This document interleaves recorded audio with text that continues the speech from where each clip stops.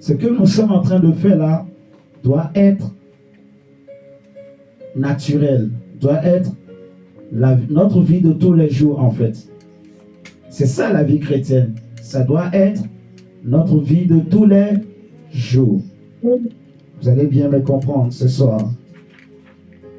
Le Seigneur dit dans Matthieu 6, 33, cherchez premièrement le royaume de Dieu.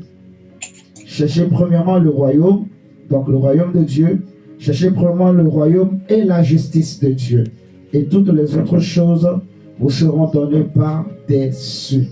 Donc, c'est une recommandation.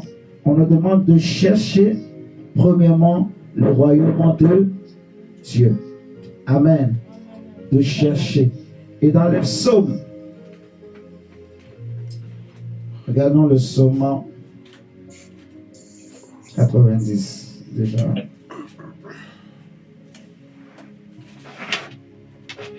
Psaume 91, pardon.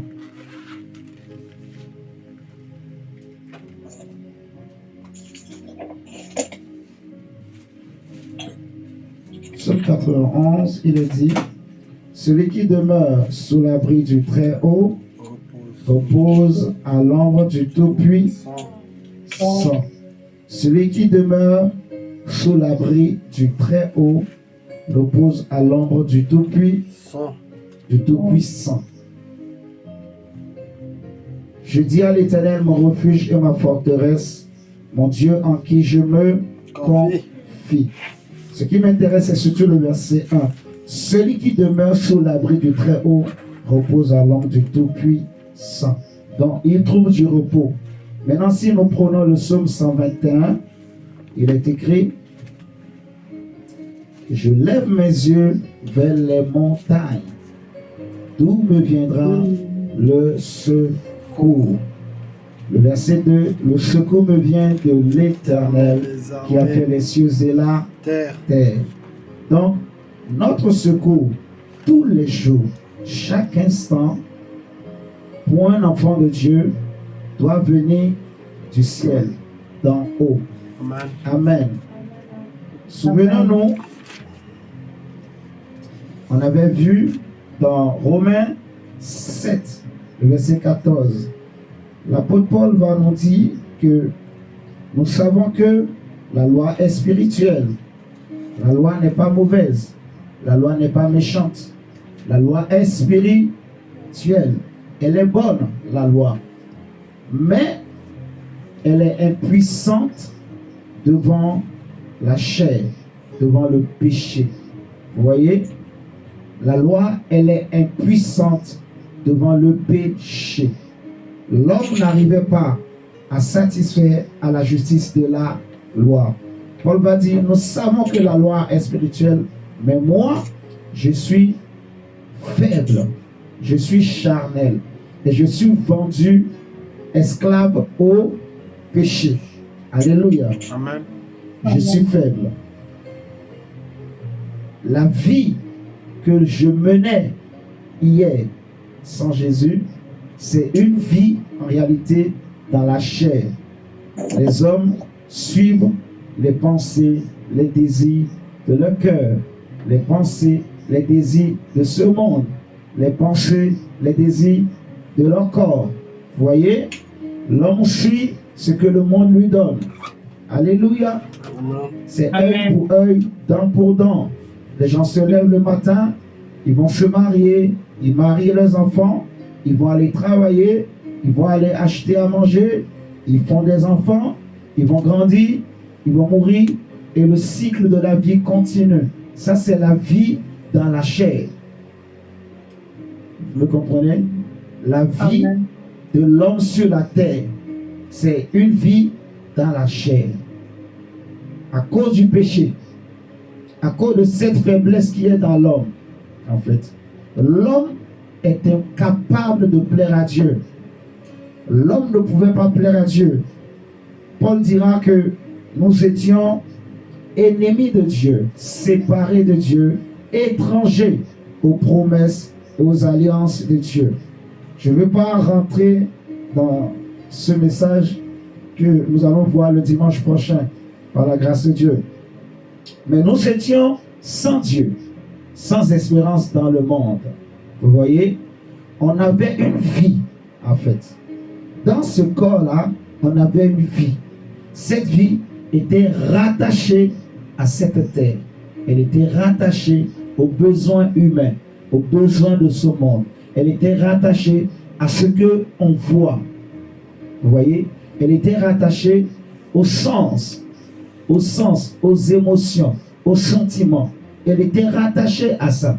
La vie de l'homme sur la terre. Vous voyez? Ah, j'ai mal. Ah, il m'a déçu. Ah, il m'a blessé. Ah, il m'a mal parlé. Ah, j'ai faim, j'ai soif, ainsi de suite. Les sentiments, les émotions, les besoins de la chair, les besoins charnels. Alléluia. Amen. Mais Jésus est venu pour nous donner une autre vie. En fait, être chrétien, être enfant de Dieu, c'est avoir une autre vie. Mais le combat est grand, mon frère, ma soeur. Le combat est très, très, très grand. Prenons Colossiens. Nous allons comprendre quelque chose. Le Seigneur veut nous amener quelque part pour augmenter en nous la détermination, vraiment. Colossiens chapitre 2. Colossiens chapitre 2. Le combat est vraiment grand. Le combat est très, très, très grand. On dit, Colossiens chapitre 2, verset 1. Je veux en effet que vous sachiez combien est grand le combat que je soutiens pour vous. Dans le mot vous, il y a toi et moi. Il y a nos frères et sœurs qui sont en ligne.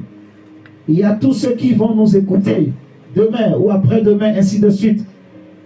Paul dit, je veux que vous sachiez combien est grand le combat que je soutiens pour vous et pour ceux qui sont à Laodicée.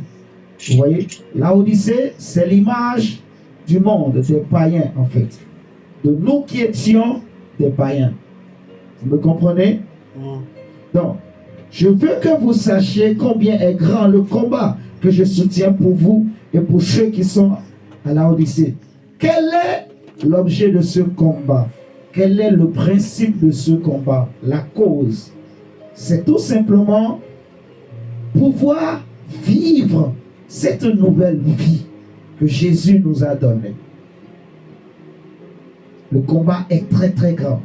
Il dit, et pour tous ceux qui n'ont pas vu mon visage en la chair, afin qu'ils aient le cœur rempli de consolation, qu'ils soient unis dans la charité et enrichis d'une pleine intelligence pour connaître le mystère de Dieu, savoir Christ. Est-ce que vous me suivez? Savoir Amen. Christ. Mystère dans lequel sont cachés tous les trésors de la sagesse et de la science. Amen. Je dis cela afin que personne ne vous trompe par des discours séduisants. Car si je suis absent de corps, je suis avec vous en esprit, voyant avec joie le bon ordre, voilà qui règne parmi vous et la fermeté de votre foi. Amen. Il dit, afin qu'ils aient le cœur enrichi, qu'ils soient encouragés, remplis de consolation, qu'ils soient remplis d'intelligence, d'une pleine intelligence, pour connaître le mystère de Dieu, pour connaître le mystère de l'évangile, pour connaître en fait Christ. Connaître le mystère de Dieu, connaître Christ, c'est connaître cette nouvelle vie en fait. Paul dit dans Colossiens, toujours, Colossiens 3, je crois. Non, pas Colossiens 3. Philippiens 1 plutôt. Philippiens 1, verset 21.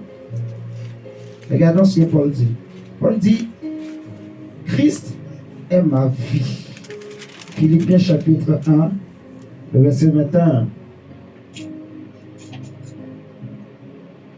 Il est dit, car Christ est ma vie.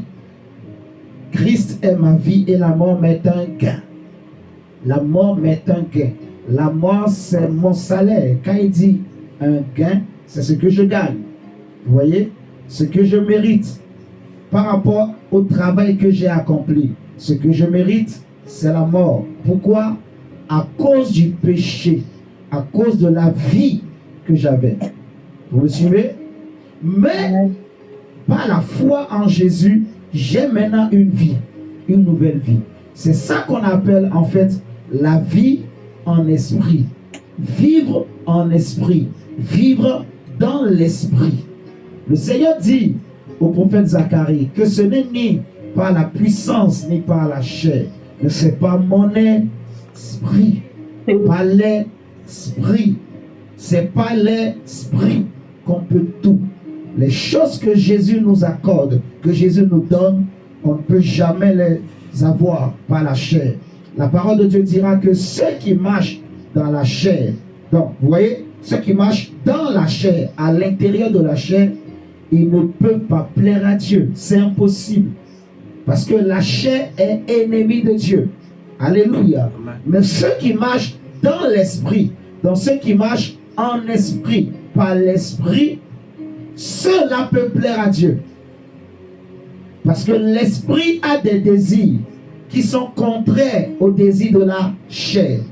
Parce que l'esprit, le désir de l'esprit, le Seigneur dit par la bouche de Paul aux Romains que nous ne savons pas prier. J'avais déjà dit plusieurs fois, mais je crois qu'on n'a pas bien saisi. L'homme ne sait pas prier. Beaucoup de nous, les chrétiens, on ne sait pas prier. On fait beaucoup semblant. On ne connaît même pas c'est quoi la vie chrétienne.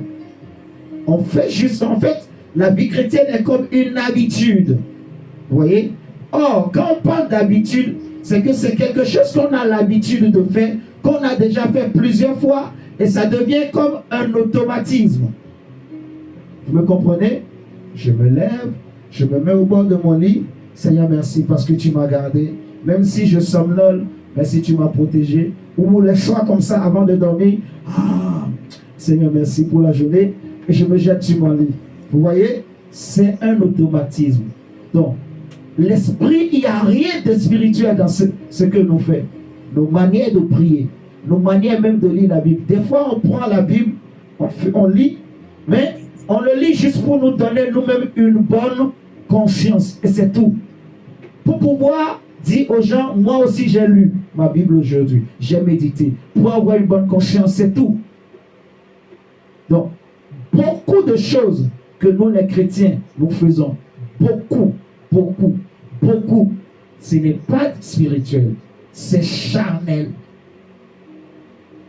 C'est pour ça Paul dit, je veux que vous sachiez combien est grand le combat que je soutiens pour vous, pour que vous compreniez, vous voyez, pour que vous sachiez combien est grand ce combat, pour que vous ayez l'intelligence pour connaître le mystère de Dieu, pour connaître Christ.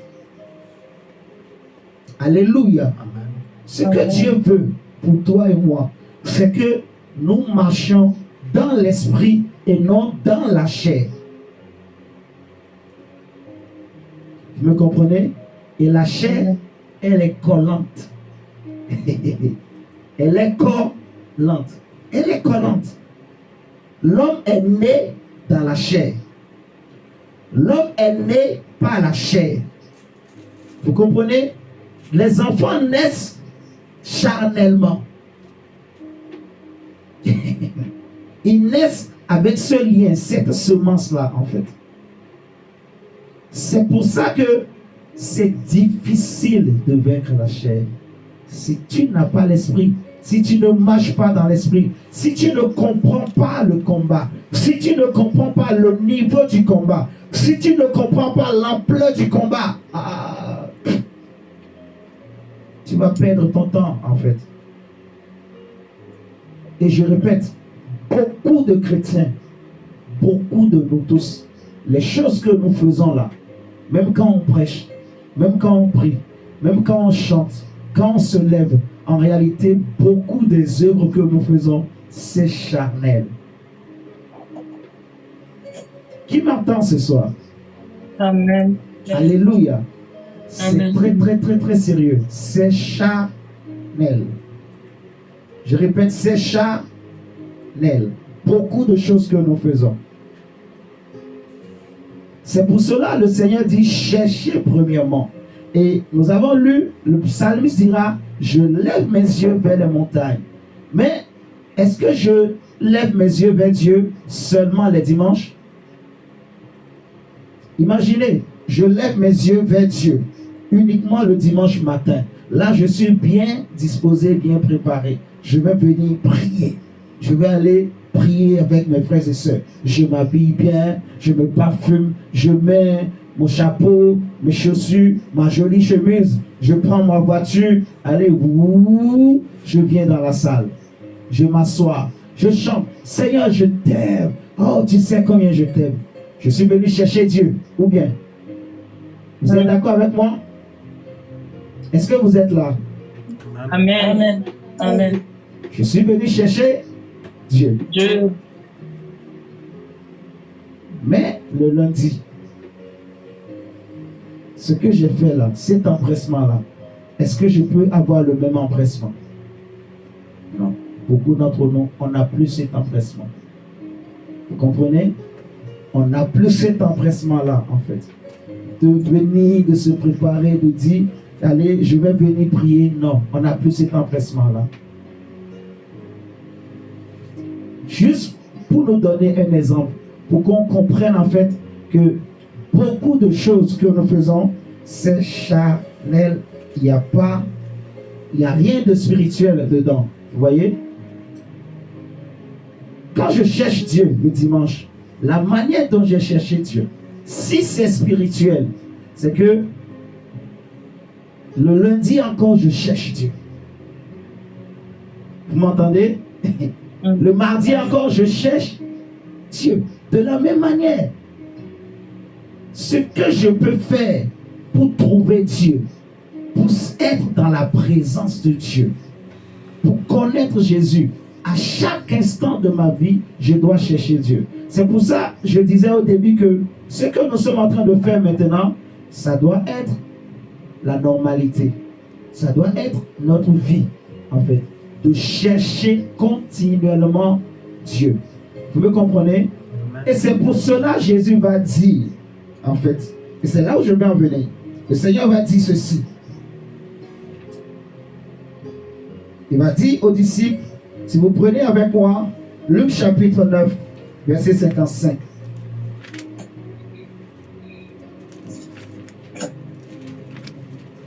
Luc chapitre 9, verset 55. C'est hier que le Saint-Esprit m'a soufflé ce verset qui m'a beaucoup parlé. Et je crois que ça va nous aider tous. Luc chapitre 9, verset 55.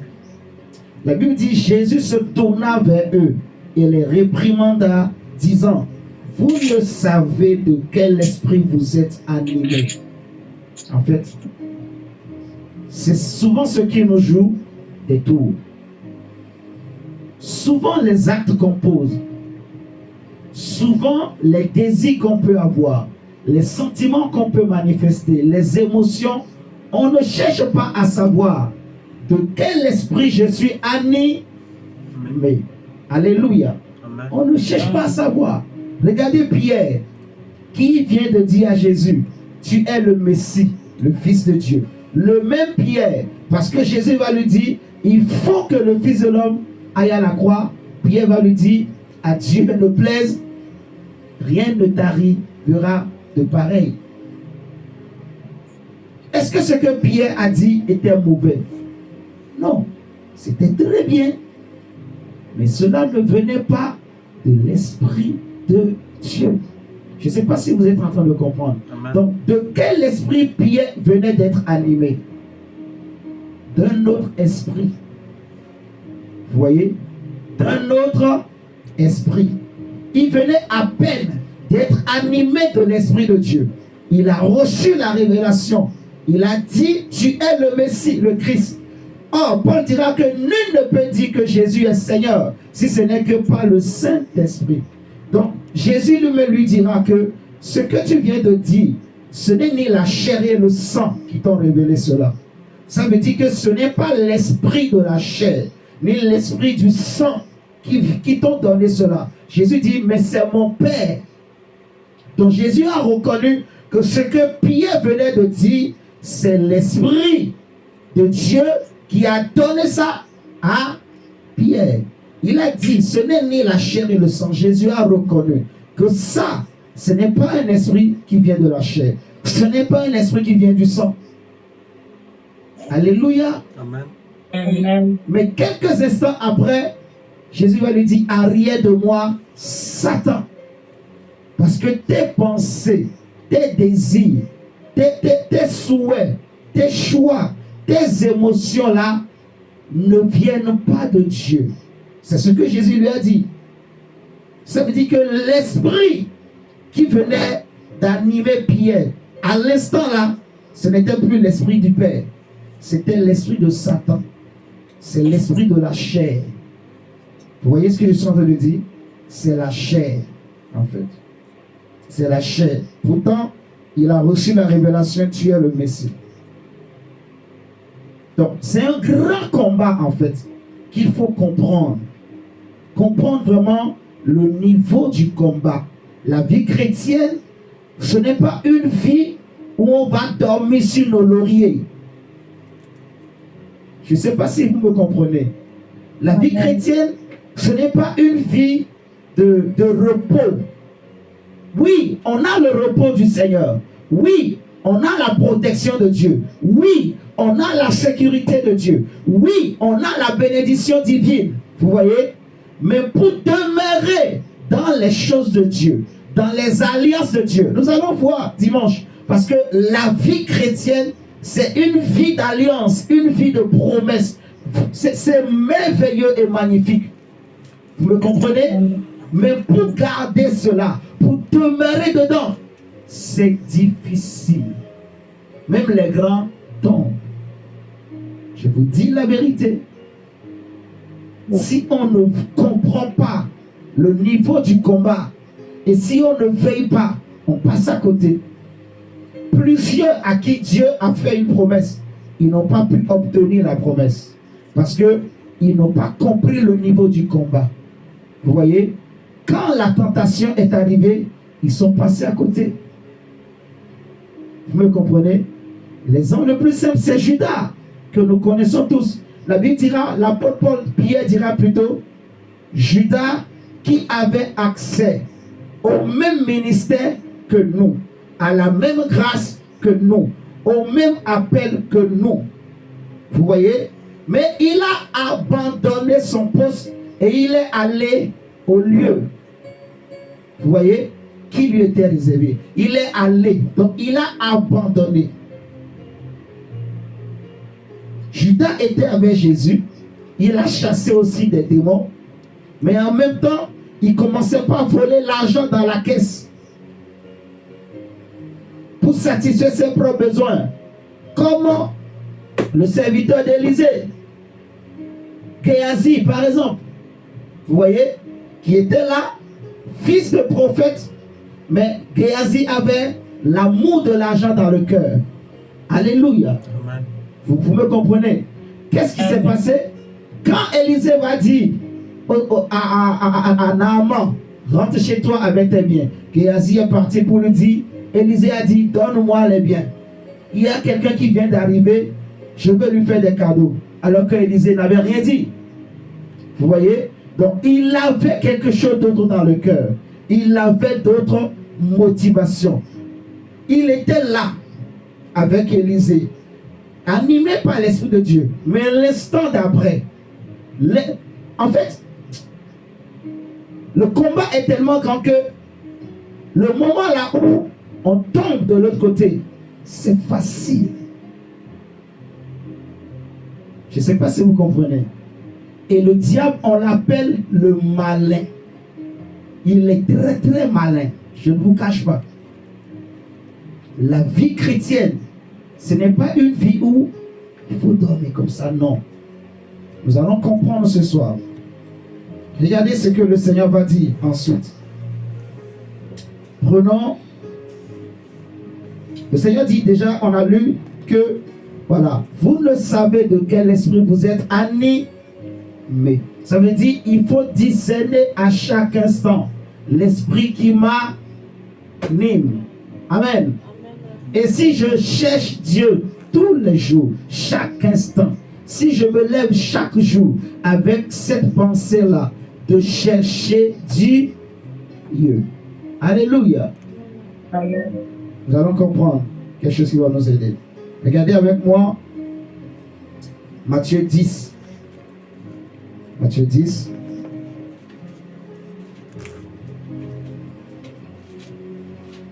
Verset 37-39.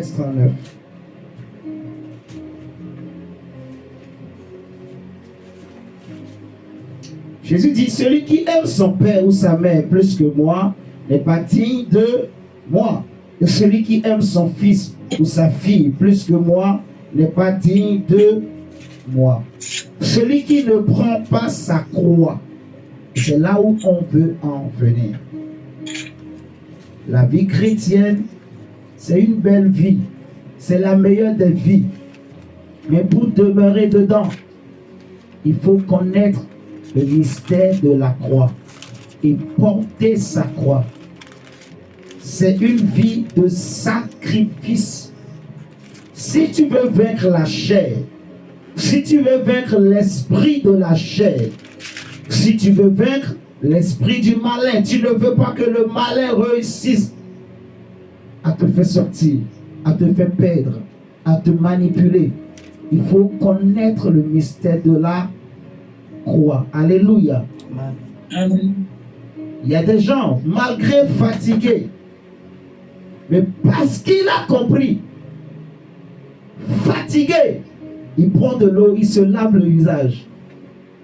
Je vais prier. Je vais aller prier. Alléluia. C'est la connaissance, la compréhension en fait qui change tout. En fait, beaucoup de chrétiens, je répète, nous marchons dans la chair. Nous faisons les choses dans la chair. On parle même en langue, mais on est charnel. On parle en langue dans la chair. Vous voyez? On parle en langue, mais l'esprit n'est pas là. Jésus dit, celui qui ne prend pas sa croix et ne me suit pas n'est pas digne de moi. Vous voyez? Celui qui conservera sa vie la perdra. Et celui qui perdra sa vie à cause de moi la retrouvera. Donc la vie dont Jésus parle ici, c'est la vie dans la chair. Celui qui veut conserver sa vie dans la chair, celui qui veut rester dans sa vie dans la chair, vous voyez, il va perdre. Celui qui ne veut pas accepter le sacrifice, il va perdre. C'est ce que Jésus est en train de dire. Vous voyez, celui qui ne prend pas sa croix, tu veux vaincre l'esprit de la chair a un esprit. Quand on parle de la chair, il faut savoir que c'est un esprit. Jésus dit à Pierre, ce n'est ni la chair et le sang qui t'ont inspiré, qui t'ont animé, mais c'est mon Père. Amen. Donc, il y a l'esprit du Père qui est le Saint-Esprit, il y a l'esprit de Jésus-Christ, mais il y a aussi l'esprit qui vient de la chair. Derrière l'esprit qui vient de la chair, il y a le diable, en fait. Il y a les démons, il y a les mauvais esprits. Vous voyez, la parole de Dieu appelle le diable dans Apocalypse, en fait, celui qui séduit toute la terre. Celui qui manipule toute la terre. Il faut savoir une chose, les démons, avant d'être des tombeurs, ce sont de grands séducteurs, de grands manipulateurs. Les démons manipulent beaucoup les hommes. Si Ève est tombée, c'est parce qu'elle a été manipulée dans ses pensées. Paul dit, je crains que de même que le serpent séduisit Ève, vous voyez, dans ses pensées, séduit dans les pensées et il communique d'autres désirs, d'autres sentiments, d'autres envies. Il communique des émotions qui ne viennent pas de l'Esprit de Dieu. mais de bonnes émotions plutôt, de bons désirs. Il a dit même à Jésus dans le désert, si tu es fils de Dieu, jette-toi en bas, jette-toi en bas, car il est écrit, c'est vraiment écrit. Il donnera des ordres à ses anges de te porter, afin que ton pied ne heurte contre aucune pierre. C'était écrit. Donc, il fallait avoir l'esprit comme Jésus pour discerner, oui, c'est écrit. Oui, c'est une bonne pensée. Oui, c'est un bon désir que j'ai. Oui, c'est de bons sentiments qui m'animent. Mais, ces sentiments-là, pendant le moment où nous sommes, ce n'est pas de bons sentiments. Ce n'est pas les sentiments qu'il faut que j'ai.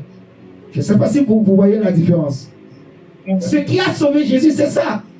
Comment discerner? C'était ça. Ce qu'il a dit, c'était bien.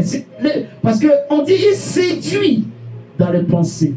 Il t'anime pas de pensée. Il te communique, il te souffle. Paul dira même dans Éphésiens, en parlant des traits enflammés du manette, les flèches.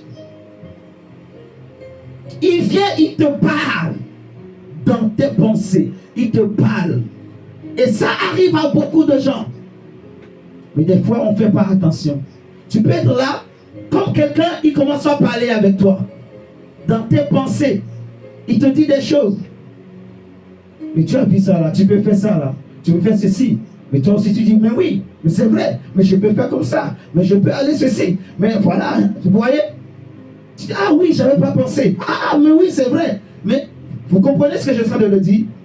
Le séducteur manipule. C'est un grand manipulateur. Le combat est grand. Mon frère. Je répète, hein. Personne n'est à l'abri. Même moi-même qui vous parle. Par la grâce de Dieu, l'expérience, la grâce, je comprends, je veille. Mais je vous dis, le combat est grand. La vie chrétienne. Hier, quand on venait de se convertir, je pouvais penser, voilà, c'est bien, c'est facile. Mais non. C'est une vie de sacrifice. Le sacrifice, c'est la croix. Vous comprenez? C'est la croix. Il faut comprendre. Il faut accepter. Tu veux voir la gloire de Dieu? Tu veux demeurer dans la présence de Dieu? Tu veux monter avec Jésus? Tu veux vivre les promesses du Seigneur? Accepte le sacrifice. Accepte de payer le prix. Vous comprenez? Amen. Ne cède pas à tout. Non. Discernons. Ce qui sauve l'homme, c'est l'obéissance. Porter la croix, c'est une vie d'obéissance. La Bible dit Jésus, lui qui est Dieu, il n'a pas regardé son égalité avec Dieu. Vous me comprenez? Il n'a pas réclamé sa position. Il n'a pas discuté. Le diable lui a dit, si tu es Dieu, parce qu'en disant, si tu es fils de Dieu, fils de Dieu, c'est que tu es Dieu. Si tu es fils de Dieu, ordonne que ces pierres se transforment en pain. Jette-toi en bas. Il voulait mettre l'orgueil en lui. Mais Jésus n'a pas cédé. Donc Jésus n'a pas tenu compte de sa position, de sa vie passée. Jésus n'a pas tenu compte de ce qu'il est. Il n'a pas tenu compte. La parole de Dieu dit, lui qui est l'égal de Dieu, il n'a pas regardé son égalité avec Dieu, mais il s'est dépouillé lui-même. Alléluia. Amen. Il s'est dépouillé lui-même, se rendant obéissant. Donc, la croix, porter sa croix, c'est une vie d'obéissance. C'est une vie où on parle peu, mais on écoute beaucoup. On apprend. On cherche à apprendre. Celui qui cherche Dieu, il ne vient pas devant Dieu pour donner des ordres à Dieu, pour donner des conseils à Dieu, pour montrer à Dieu que tu ne sais pas ceci. Non, il vient pour apprendre. Vous me comprenez? Quand je cherche Dieu, qu'est-ce que moi je peux apprendre à Dieu?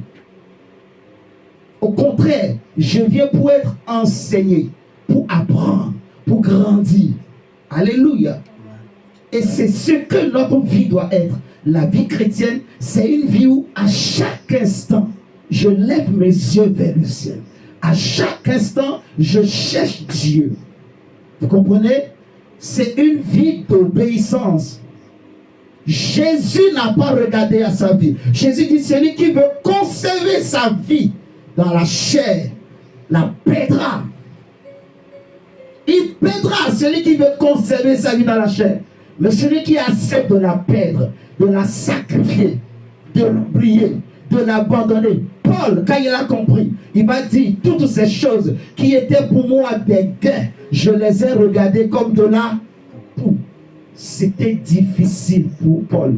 Un homme qui parle comme ça, il faut comprendre que c'était pas facile. Mais quand il a compris, il a dit aux Romains, je ne fais pas le bien que je veux. Je fais le mal que je ne veux pas. Je vois en moi une autre loi qui lutte contre la loi de mon entendement. Qui est en train de comprendre? Amen. Amen. Je te dis la vérité, mon frère, ma soeur. Le Seigneur veut que tu comprennes ces mystères. Alléluia. La croix. La croix de Jésus.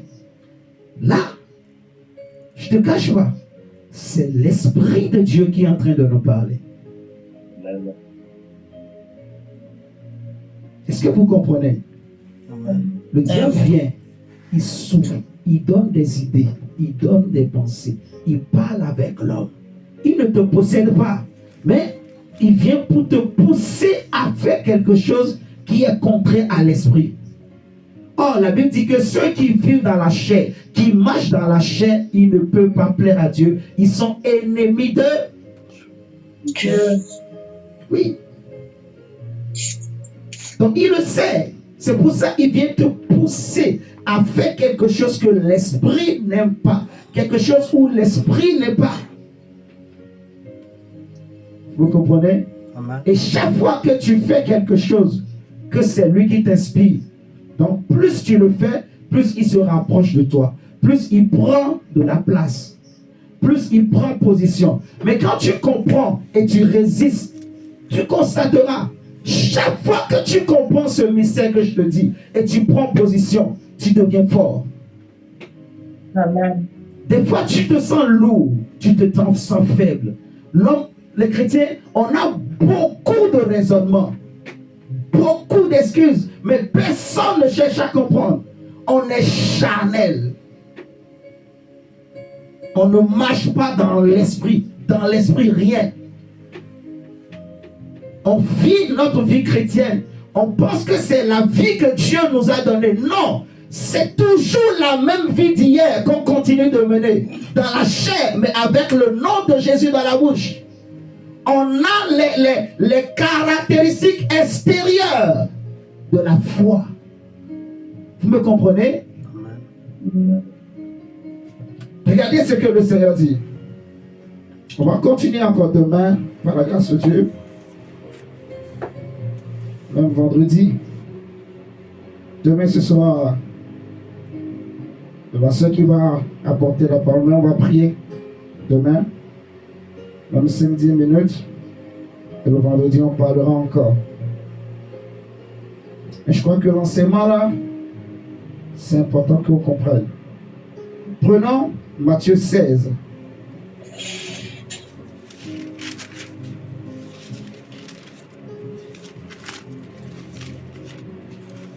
Verset 23. Je nous dis quelque chose, mon frère, ma soeur.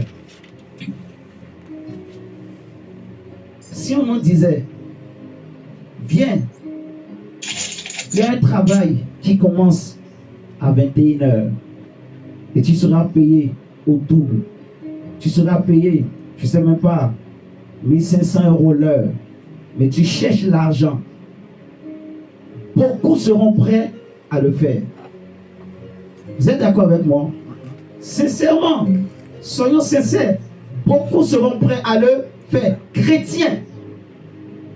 Mais si on dit à un chrétien, on va commencer un programme de prière à 21h. Il faut voir comment les intelligents vont parler. Comment les gens, ils vont recevoir une intelligence, une inspiration pour donner des arguments. Je ne sais pas si vous comprenez. Amen. Mais si c'était l'esprit qui avait inspiré ce programme, comme on n'a pas l'esprit, comme on ne marche pas dans l'esprit, on va donner des raisonnements, on ne fait pas. Je ne sais pas si vous êtes en train de me comprendre.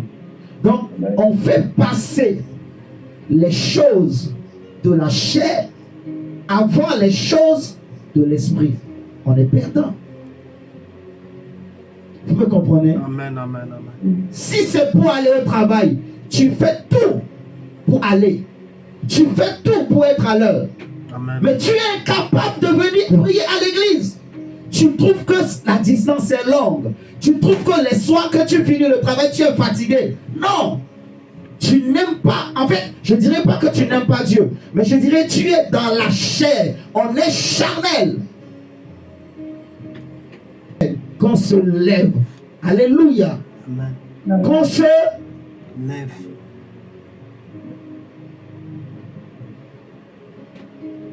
Le diable ne nous aime pas.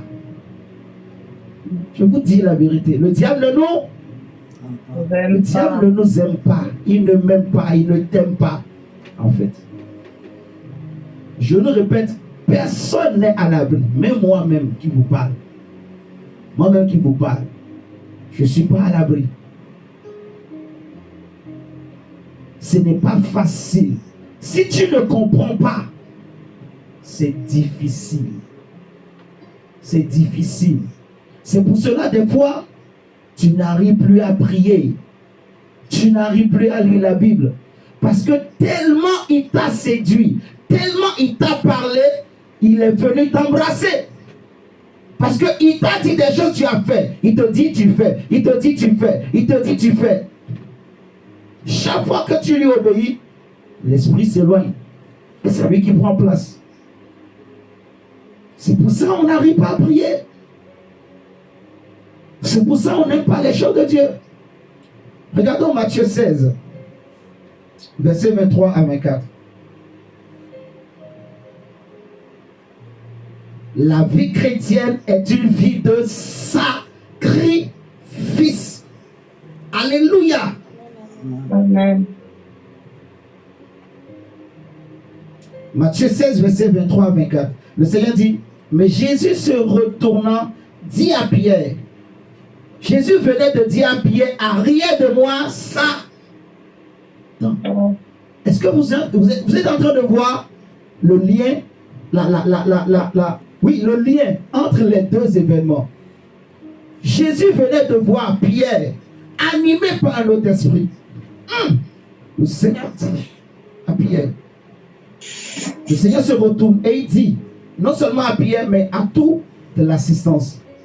Il dit, arrière de moi, Satan, tu mets en scandale, car tes pensées ne sont pas les pensées de Dieu, mais celles des hommes. Verset 24. Alors Jésus dit à ses disciples, il répète ce qu'on a lu dans Matthieu 10.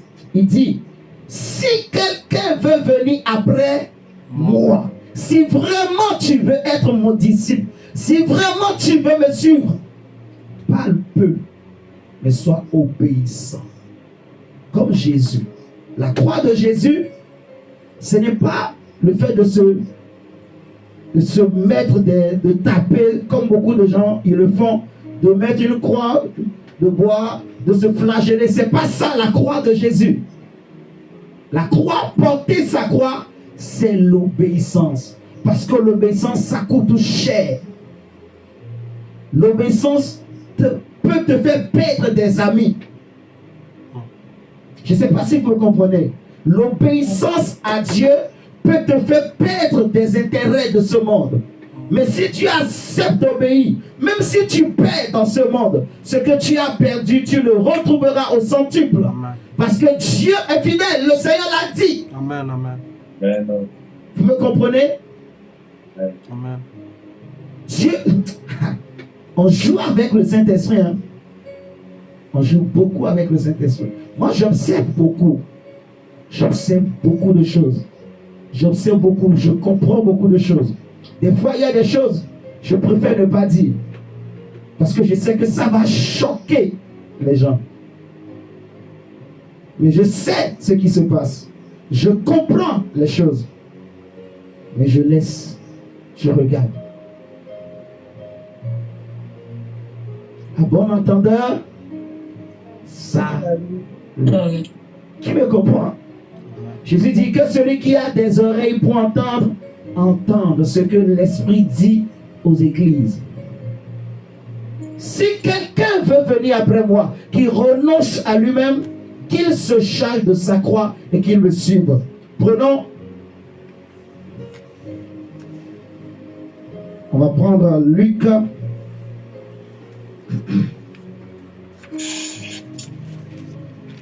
Luc 14. Luc 14. Prenons d'abord même Luc 9. Luc 9. Je crois qu'on va finir par là.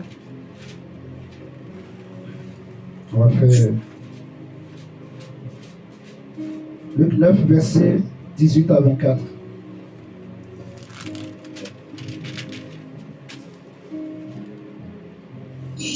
Payons le prix. Je vous en prie.